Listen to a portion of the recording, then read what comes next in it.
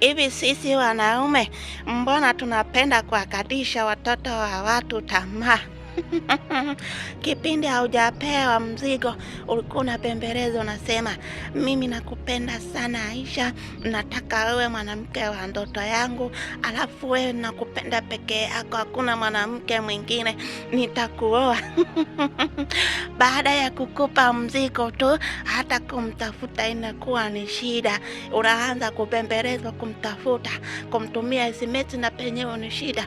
Alafu ikifika hatua ya kumuoa, unashindwa kumuoa, unamuoa mwanamke mwingine. Alafu mwisho wa siku mambo yako yakishindwa kwenda, unaanza kusingizia wachawi, mara unasingizia watu hawapendi kuona maendeleo yako. Kumbe maendeleo yako wewe mwenyewe ndio umeyaloga.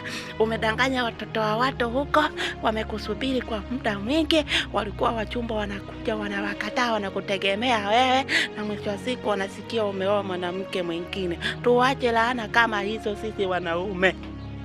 Kumbe wewe mshenzi, nikutemee mate. Nikutemee mate.